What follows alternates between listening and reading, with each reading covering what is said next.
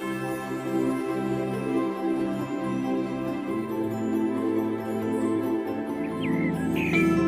transition douce vers la décroissance, de la remise en question à la mise en pratique.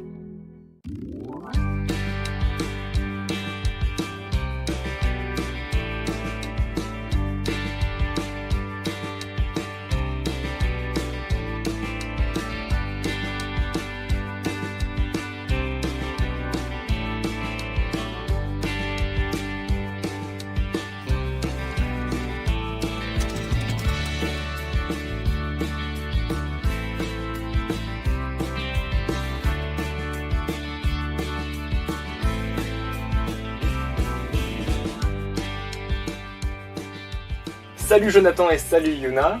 Salut. Alex. Ça fait maintenant quelques semaines que vous êtes ici installés sur le terrain, que vous avez rejoint ma tiny Hall 6 là. Je vous laisse vous présenter en 2 mots. On est Yuna et Jonathan, on travaille tous les deux dans l'image. Yuna elle est storyboardeuse, elle fait les dessins animés pour enfants notamment. Et moi je fais de la réalisation de clips et de publicité, donc effets spéciaux et vidéos essentiellement. Et voilà, 1 an et demi qu'on voyage avec notre tiny house maintenant, qu'on travaille en même temps, qu'on vit un peu comme avant, mais sauf qu'on est nomade. Et on a notre tiny, on a fini de la construire il y a un peu plus de 2 ans. Donc voilà, après 2 ans d'autoconstruction, on a maintenant passé 2 ans dedans. Donc ça résume à peu près le projet. L'idée c'est de faire dans un premier temps un tour d'Europe sur plusieurs années. Et on a une chaîne YouTube sur laquelle on partage déjà nos aventures, mais aussi toutes les rencontres qu'on peut faire sur la route, toutes les choses que l'on découvre et qui nous inspirent pour aller vers une transition. Qu'est-ce que vous faisiez avant d'avoir ce projet-là et de partir sur la route? On était dans les mêmes corps de métier, pas dans les mêmes villes, puisque Jonathan était à Paris. Et moi, j'ai beaucoup navigué entre Bordeaux, Angoulême, Paris, Lyon. Donc vous habitiez dans un appart, mais chacun Ouais. chez vous, c'est ça? C'est d'Interclassique. Ouais, c'est d'Interclassique. Appartement sur Paris, mais un grand appart, toi? 39 mètres carrés pour la tiny house, oui, c'est grand. C'est grand, et moi j'étais dans un appart vraiment simple, quoi, un studio simple, plus petit, tout petit. Comment vous avez découvert le concept de tiny house? Ah, on n'a pas eu la même histoire. Je me rappelle plus qui m'a envoyé un lien, et je crois que la première, ou une des premières que j'ai vues, c'est La Baluchon de Laetitia. Et puis très vite, je suis tombé à fond dans le principe, quoi. Toi, c'est un peu différent, parce que la première que tu as vue, je crois que c'est l'horreur que j'avais dessinée. Mais la première tiny que j'ai vue sur papier, c'était la première version de Livingstone, qui ressemblait un peu à une grosse boîte de conserve. J'avais pas trop accroché, mais l'idée me plaisait assez, et au final j'ai vu les plans de la tiny actuelle, là, Livingstone actuellement. La première tiny house que j'ai vue, c'était les cabanes de Sarah. C'était une dame qui avait 2 tiny house. Elle les louait en gîte et elles étaient énormes pour moi, c'était vraiment immense. Elles avaient 2 chambres, un salon, une cuisine, c'était vraiment fait pour des grandes familles. Donc elles m'ont paru mais gigantesques à l'époque. Et donc ouais, là ça m'a bien ouvert les yeux sur le monde des tiny en général, quoi. Pas que Livingstone. Et encore aujourd'hui, ça reste l'une d'entre elles, notamment un des meilleurs aménagements qu'on ait vu pour accueillir. Là, on se voyait être à 4, quoi. Ah oui, avec des gosses, facilement. Ouais. Qu'est-ce qui t'a fait sauter le pas de l'autoconstruction? En fait, je pense que c'était même une des raisons pour laquelle j'avais choisi la tiny house. C'était de construire soi-même un truc. Encore une fois, c'est Laetitia, le premier blog que j'avais vu. Je vois une nana qui arrive à se faire sa tiny house toute seule sans aucune expérience. Elle était graphiste, ou elle est toujours graphiste. Enfin, elle est dans le graphisme. Et du coup, je me suis dit, tiens, c'est le même background. Elle doit pas savoir beaucoup plus y faire que moi, mais elle a quand même réussi. Donc c'est faisable. Et à la suite de ça, en plus, j'avais demandé des devis, et les délais étaient trop longs à mes yeux. 1 an, j'avais pas la patience d'attendre. Donc je me suis dit, ça va, en 4-5 mois, je vais en faire une. Et puis bon, ça nous a pris 2 ans. Moi, c'était venu sur le tas, ouais. L'idée me plaisait tellement d'avoir sa propre maison et de pouvoir bouger avec. Et aussi de savoir, si un jour tu as un pépin avec la maison, tu sais comment tu l'as faite, donc tu peux intervenir sans avoir peur de faire un petit travaux, ce qui m'arrivait pas avec mes appartements avant. Je n'osais même pas faire un clou parce que j'avais peur qu'il y avait des fils. Là, je sais exactement où ça peut passer, donc il n'y a pas de problème. Qu'est-ce qui vous a donné envie de partir faire un tour du monde, un tour d'Europe? J'ai l'impression que de se satisfaire de rester au même endroit toute sa vie, pour moi, c'est pas une idée qui me correspond. Je me dis, le monde est trop vaste, quoi. Il y a trop de choses à voir. Et j'ai même l'impression que j'ai pas assez d'une seule vie pour tout voir. Donc, c'était une évidence pour moi depuis toute petite que je ferais le tour du monde un jour, quoi. Quel que soit le moyen. Si c'est pas avec la Taïni, ce sera à pied ou en parapente ou n'importe comment. Mais vraiment, c'est une évidence pour moi de le faire. Je me vois pas faire mes vieux jours, sachant que je l'ai pas fait. Moi, j'avais beaucoup voyagé avant, de différentes manières, des fois en voiture, des fois en sac à dos, des fois en stop, des fois en train, en bus. J'avais un peu fait pas mal de choses. J'avais pas encore fait vélo, ça va être un truc qu'on fera plus tard. Et j'avais quand même la sensation de toujours être dans le... T'arrives à un endroit, t'en vois un tout petit peu, puis tu passes à la suite. T'as un temps limité pour visiter un pays et c'était extrêmement frustrant. J'avais envie vraiment de vivre chaque pays où j'allais aller, comme si j'étais quelqu'un qui habitait là. Et cette Agnos me paraissait être le bon exemple pour ça. Et le tour du monde, comme dit Yuna, il y a tellement d'endroits à voir. Et en même temps, ça prend tellement de temps qu'en réalité, si tu veux le faire, il faut le faire à temps plein en fait. Si tu veux le faire de manière assez poussée. Si tu y vas 2 semaines par an, c'est plus compliqué. Tu vas le vivre autrement. Moi, en tout cas, au bout d'un moment, ça me convenait plus. Donc le tour du monde nous est venu de là. On s'est dit, bah ouais, faut quand même voir du pays, acquérir d'autres connaissances, rencontrer des gens, tout ça. Ouais, il s'agissait pas de voyager en consommant son voyage comme on consomme tout aujourd'hui, vite. Et là, on voulait vraiment vivre le voyage à 100% et prendre le temps de le faire, ce qui implique de ralentir le rythme, d'accepter qu'on puisse passer 3 mois. Enfin, nous, c'était notre délire de vouloir passer 3 mois sur un endroit, que ce soit en Bretagne, en Alsace. Enfin, voilà, c'est apprendre à connaître les vraies coutumes, les vraies traditions, les gens, comment ils sont, parce que d'une région à une autre, même dans un même pays, c'est différent.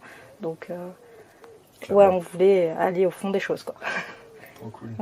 Ouais, je vois que sur la carte derrière vous, il y a encore plein de pays à gratter. Ouais, oui, ça, on a du boulot. On a du boulot, parce qu'en 1 an et quelques, on a fait les 3/4 de la France, un tout petit bout d'Espagne, et c'est tout. Ouais.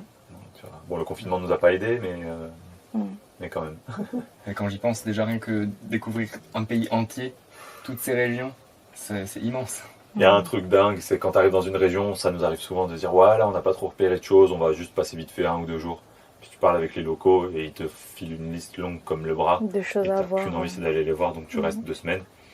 Le dernier qui nous a fait le coup, enfin c'est pas le dernier, mais Thomas de Cahut, on a resté 3 mois chez lui, alors qu'on devait rester 2 semaines.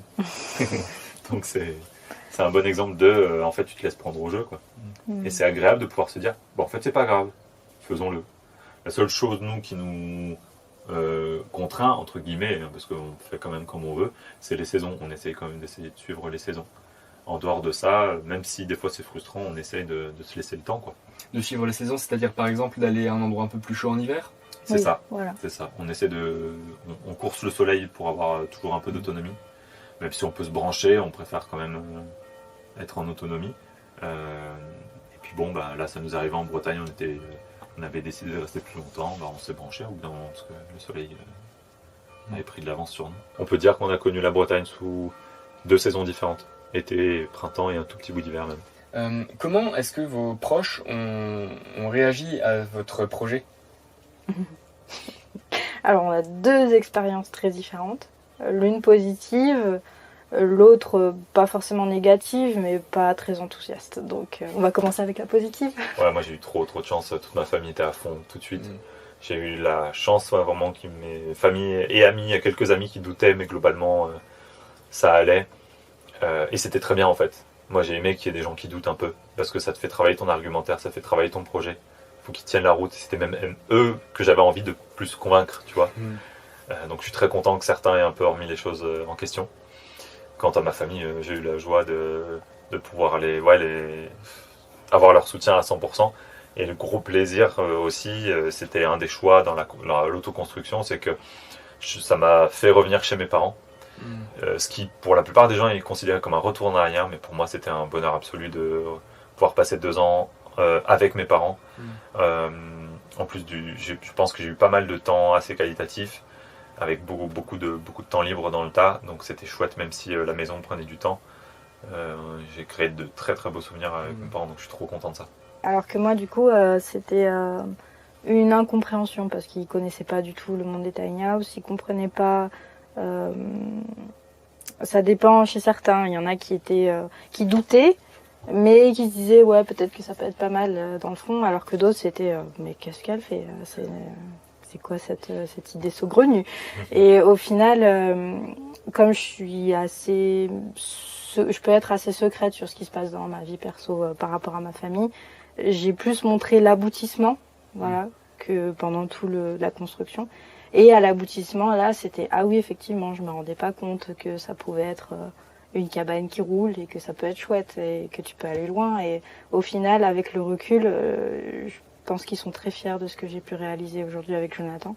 Et je pense qu'ils se disent que j'ai fait un bon choix. En tout cas, un choix qui me rend heureuse. Et ça, même si au début, ils avaient un peu du mal, aujourd'hui, ils l'acceptent mieux. C'est chouette que tu te sois pas laissé démonter ou démoralisé par les avis et que tu y sois allé. Non, parce que au niveau de la famille, ils me laissent faire de toute façon, même s'ils comprennent pas. Mes amis, quand j'ai commencé ce projet, nous on était plutôt en sortie d'école, donc ils sont très axés sur leur carrière, voilà. Et donc ils pouvaient ne pas comprendre, mais ça n'a pas plus d'incidence sur mes choix au quotidien. Et de toute façon, moi je vis énormément sur l'intuition dans mes choix de vie et tout. Et je sentais que c'était quelque chose qui me correspondait parfaitement et quelque chose dont j'avais besoin dans ma vie d'il y a 5 ans et encore aujourd'hui. Et du coup, pour moi, il était hors de question que je me laisse dévier de ce chemin-là. Et j'étais très sûre de moi. Pourtant, je ne savais pas où j'allais, mais j'étais très sûre de moi que je voulais aller là-bas. Donc, et aujourd'hui, je suis très contente. Je ne regrette pas du tout, quoi. Quelle a été ta plus grande prise de conscience, que ce soit écologique ou autre, dans ta vie ? Je pense que ma plus grande prise de conscience, c'est de retrouver un sentiment de contrôle, c'est-à-dire je suis actrice de mes actions au quotidien. Et donc avant, je pouvais me sentir flouée par l'angoisse du réchauffement climatique, de la collapsologie, qu'est-ce qu'on peut faire, nous, tout petits comme on est. Et j'ai retrouvé confiance en cette phrase que Pierre Rabhi dit sur le petit colibri. Celui qui fait ses efforts à son échelle, c'est déjà bien. Et je pense que c'est ma prise de conscience à moi, c'est qu'à mon échelle, je peux faire quelque chose, même si ça paraît noyé dans l'infini de tout ce qui se passe en ce moment. Mais je peux agir au niveau écologique, je peux agir à plein d'autres échelles, que ce soit le zéro déchet, les trucs. C'est des petits gestes au quotidien qui font que ton action a de la valeur. Et ça, c'est rassurant. Parce que du coup, des fois, tu te sens vraiment ridicule face à tout ça qui vient de l'extérieur et tu te dis mais comment je peux faire à mon échelle, comment je peux faire pour améliorer les choses. Et la vie en tiny a mis un coup d'accélérateur à tout ça. Je ne sais pas si c'est la plus grande, mais une qui me vient souvent, c'est à quel point individuellement et en société, on a un cruel manque de confiance. Et ce cruel manque de confiance, il nous coûte extrêmement cher. Avant de me lancer, pendant 6 mois, j'ai hésité. Pendant des années avant, je ne savais pas trop où aller. Par manque de confiance, par manque de certitude dans certaines questions importantes de l'avenir. J'avais pas de plan, c'était compliqué, tu vois. Et quand tu n'as pas de vision claire sur où tu vas, c'est inquiétant. Et je constate ça chez maintenant plein de gens qui nous parlent et qui nous disent j'aimerais bien faire ça, mais je ne saurais pas faire, ou je peux pas le faire, mais pourtant. Et tu sens qu'il y a des facteurs limitants. Et tout ça est relié à un point, c'est le manque de confiance, la confiance qu'on s'accorde pas à soi-même, le manque d'amour qu'on se donne, qu'on veut pas se donner en fait. Il y a un truc, et ça, en fait, j'ai l'impression que je le retrouve partout où je cherche. Qu'est-ce qui fait qu'on n'a pas d'action politique réelle ? Qu'est-ce qui fait qu'on se laisse mener en bateau à droite, à gauche, un coup par les politiques, un coup par les industriels, un coup par un spécialiste qui va te dire son avis à la télé, et puis tu vas le croire, tu vas dire mais qui je suis moi pour avoir mon avis sur une question que je connais même pas, alors que de ce que j'ai appris là, en tout cas un peu avec la construction et avec un peu n'importe quoi d'autre, tu passes 6 mois à bosser un sujet fort, vraiment tu t'y mets, il te passionne, t'es déjà bon, t'es déjà pas mal, tu commences vraiment même un sujet qui peut te paraître compliqué, inaccessible, et tu vas te dire non mais c'est pas pour moi, j'ai jamais fait ça de ma vie. Nous c'était la construction, mais il y a plein d'autres choses. Et ça te donne confiance en fait. Il n'y a rien de mieux que de sortir de cette espèce de peur là et de se dire bon ok, bah, alors ce truc là ça me fait flipper, bah, tiens, je vais le bosser. Je vais le bosser, on verra bien ce que ça va donner. Ça te donne confiance en soi et puis d'un coup on se rend compte que être un spécialiste ou pas, c'est un peu du flanc en fait. Ce qui compte c'est d'avoir un avis collectif, donc que plein de gens se fassent confiance entre eux et que tout le monde participe. Donc c'est pour ça que je trouve ça super les réseaux sociaux des fois, notamment là, nous on l'a vécu avec la construction, c'est la manière dont tout le monde peut donner son avis. Et toi après tu fais ta petite sauce avec tout ce qui t'a été donné. Je crois qu'il n'y a pas un mec qui pourra te donner une solution exacte. Par contre, si tu en as 20, 30 qui te donnent chacun leur avis, tu arriveras à faire une sorte de schéma global de ce qui pourrait être bien pour toi. Et ça demande à faire confiance aux autres. Et se faire confiance pour donner des conseils. Donc se faire confiance pour donner des conseils. Et 3, se faire confiance à aller poser des questions. Parce que rien que poser des questions, il y a beaucoup de gens qui n'osent pas. Donc je dirais que c'est un fléau de peut-être notre génération, je sais pas, mais ce truc-là, ça a travaillé, quoi. Sur cette chaîne, je parle beaucoup de transition douce vers la décroissance. Comment est-ce que vous vous situez par rapport à cette démarche ? Exactement dedans, je dirais. J'ai l'impression qu'on est en transition douce aussi. On se laisse le temps, on se met pas une grosse pression, on a des objectifs, on aime s'améliorer sur un peu tous les sujets. Je dirais que sur une échelle de 1 à 10, moi je me place à 5. En termes d'évolution ? Ouais. Je pense qu'on n'a pas atteint tout ce que je voudrais. Bon, on n'est pas encore très très bon en zéro déchet. En nomade, c'est très compliqué. Il y a beaucoup de choses. Ouais, il y a des choix. T'as juste pas le choix. Ouais. T'as juste pas le choix. Tu peux pas faire de la récup de tout. Pour réduire ses déchets, il faut quand même avoir une belle espace de stockage. Il faut pouvoir garder de la bouffe de manière autre qu'avec un frigo. Il y a plein de choses qui rentrent en place. Bon, on arrive à réduire. Hein. On fait un petit sac comme ça en 2 semaines, tu vois, à peu près un truc comme ça. Mais après, t'oublies qu'on a réduit quasiment tous nos besoins par 10, ce qui en soi est très compliqué quand tu habites dans une maison standard. Et donc là-dessus, on avance, mais on se rend jamais compte de nos propres avancées tant qu'on n'est pas confronté à d'autres gens. Là, on a été chez de la famille et on a pu voir, ah ouais, mais c'était ça notre vie avant. On avait 20 parfums, 20 shampoings, tous les flacons qui allaient avec. C'était renouvelé régulièrement, les dentifrices, enfin tout ça. C'était pas grave si on laissait l'eau couler. Ouais, l'eau coulée, c'est infini l'eau. C'est pas grave. Ça s'arrêtera jamais l'eau. Ouais. L'électricité c'est pareil, ça s'arrêtera jamais. Et tout ça, on se rend pas compte à quel point on a progressé, je pense. On est plus dur. Tu vois, je te trouve presque un peu dur avec toi. Ah 5, ouais, il est dur ton... Ah non, parce que tu regardes peut-être ce qui va pas, mais il y a encore la marge. C'est pas que je regarde ce qui va pas, je trouve qu'il y a encore tellement de choses améliorables. Ah ouais, qui sont, du coup, pour moi, mes objectifs sont pas du tout atteints. C'est un apprentissage sans fin, ça c'est certain. Mais j'ai l'impression que le nomadisme nous bloque quand même un peu. Il y a un moment où on sera obligé d'acheter notre nourriture. Il y a des trucs on pourra juste pas le faire tant qu'on est sur vraiment 8 mètres carrés, quoi. Et quels sont les exemples alors de choses sur lesquelles tu voudrais aller plus loin ? Déjà réussir à cultiver. Donc, sans jardin à soi, on ne peut pas forcément le faire. Réussir à mieux stocker ce qu'on récolte. Donc même s'intéresser à tout ce qui est mettre en conserve. Tu vois, c'est des techniques il faut apprendre parce que nous, on ne les connaît pas du tout. Et puis après, il faut avoir la place pour stocker tous ces pots qu'on aura fait pour... toutes ces tomates en sauce qu'on aura fait pour l'hiver. Enfin voilà, il faut avoir la place de faire tout ça. Moi, j'aimerais vraiment pouvoir plus me lancer dans tout ce qui est la production de produits ménagers ou de produits de beauté. Et ça, c'est pas ça. Pareil, ça demande un stockage, ça demande des outils un peu, parce que là, moi, je fais mes produits de beauté dans la casserole où je fais les pâtes, c'est pas forcément conseillé. Donc voilà, ça demande plus d'outils. Quoi d'autre ? Ce qui n'était pas facile en plus, c'est qu'avant, on le faisait avant qu'on soit nomade. Ouais. Donc on a perdu ça, on a un peu reculé à ce niveau-là. Ça. On faisait nos savons nous-mêmes, maintenant on peut juste pas se balader tout le matos. Ouais. On aimerait avoir des poules, par exemple, pour éviter de s'acheter des œufs. Voilà, on aimerait devenir un peu plus autonome au niveau de la nourriture en faisant sa propre production, en fruits et légumes. Et avoir du savoir-faire. Et avoir du savoir-faire, et puis se former un peu sur les métiers de la terre, des trucs comme ça, tout ce qu'on ignore en fait. On est vraiment même pas au début, quoi. On est à l'idée, à la conception de ce que pourrait être notre vie après. Il y a plein de sujets comme ça qui nous passionnent. Les plantes aussi, quelles plantes sont comestibles ? Ouais. Il y a une vraie variété de plantes qu'on mange jamais, tu vois. Ça fait 1 an qu'on sait qu'on doit tester les orties. Mais on le fait pas, pour l'instant, il y en a partout. Il y en a partout. En ce moment, je regarde pas mal de vidéos de forêts comestibles et je trouve ça passionnant, quoi. Toutes ces essences qu'on ne mange pas, qui pourraient amener de la variété dans notre alimentation.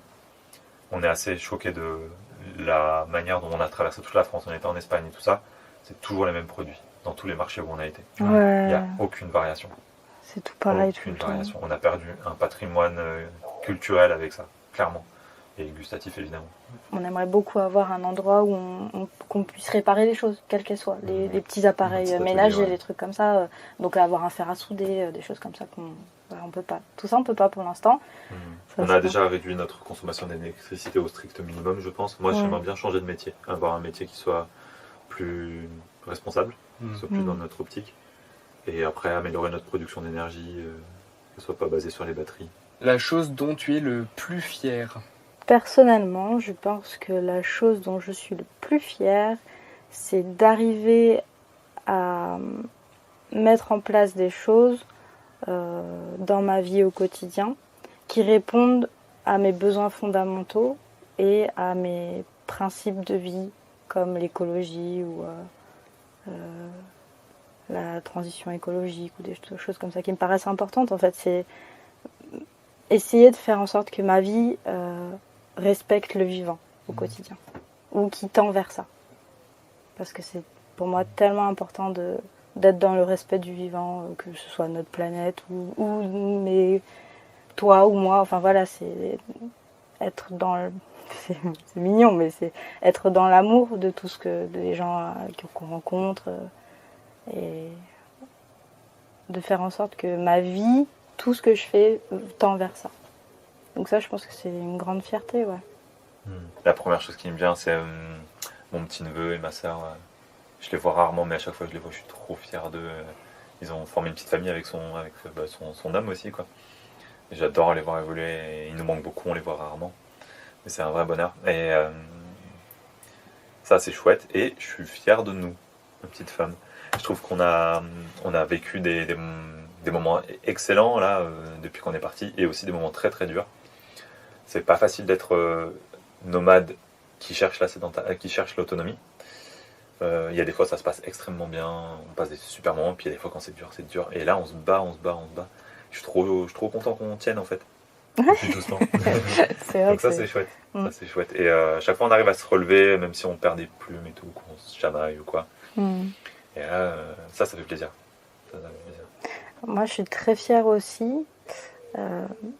Je suis fière pour les autres quand, avec la chaîne YouTube, les vidéos qu'on fait et tout, et qui viennent et qui nous disent grâce à vous, j'ai pu me lancer dans ça, ou dans ça et dans ça. Et donc, je suis pas fière pour moi, je suis fière de ce qu'on fait pour les gens finalement. Et ça, je trouve ça tellement bien que on n'a pas l'impression de faire grand-chose en tournant juste une vidéo et en parlant devant caméra.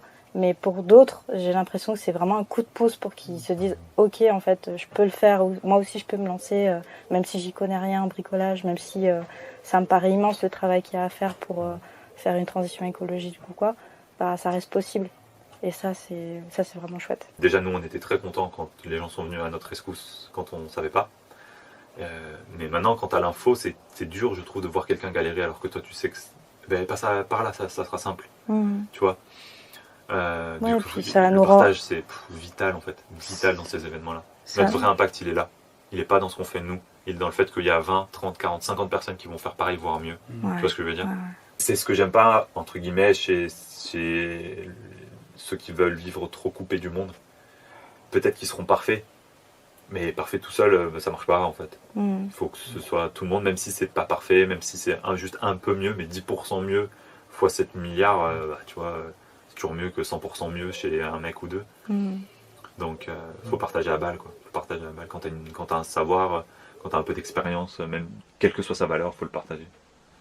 Quels sont vos projets pour les mois à venir et ensuite pour les années à venir? Alors pour les mois à venir, on aimerait beaucoup Ouvrir un parc à dinosaures. une ludothèque. Non mais ça c'est pour le projet dans les années à venir. Mais dans les mois à venir, on aimerait vraiment essayer d'aller au bout de cette idée de faire le tour d'Europe. Parce qu'au début, c'était le tour du monde. Et on a tellement envie de passer aussi à nos projets d'après, dont on va parler plus tard, qu'on s'est dit peut-être l'Europe c'est bien en fait. Là déjà on a du mal à sortir de France, vu les circonstances actuelles. Ouais. On t'a regardé encore hier, les conditions sont pas faciles, et si ça dure pendant des mois, des années, le pire c'est que ça peut, ça serait horrible mais ça peut. Donc on étudiera d'autres modes de transport pour voyager dans le monde. Et le projet d'après, on envisage très sérieusement de créer un écolieu, ou de rejoindre un écolieu, mais probablement le créer. Un endroit où on pourra justement mettre à bien tout ce qu'on disait tout à l'heure, tous les projets qu'on aimerait être dans l'apprentissage, le partage, et la création d'un endroit qui sera pérenne, quoi, à tous les niveaux possibles. Et qui soit, pour nous c'est important, en lien avec les gens autour, avec le territoire, avec la commune, avec les communes autour, avec les artisans autour, avec toutes les personnes qui vivent autour de ce lieu-là, et pas simplement nous. Petit à petit, on se détache complètement de l'idée d'être autonome à 100%. C'est bien de dépendre des autres. Et c'est bien que les autres dépendent de toi. Bah oui. Pardon, Donc, j'étais tellement d'accord, bah oui. Non mais c'est vrai, ça me rappelle énormément les principes en permaculture, où les choses sont interdépendantes, et où du coup il y a une complémentarité qui s'installe, et chacun peut faire plusieurs choses, et peut recevoir aussi des autres ce qui lui manque comme possibilités, comme compétences. Et pour moi c'est aussi hyper important ce côté mettre en commun quoi, des savoir-faire. Et merci beaucoup d'avoir répondu à toutes ces questions. Je vous souhaite tout le meilleur pour la suite de vos projets. Merci. Et puis surtout pour la suite de votre voyage avant tout. Ouais. J'espère que ça ira pour le voyage en Europe. Ouais. On trouvera, oui, Il y a toujours des solutions. ouais.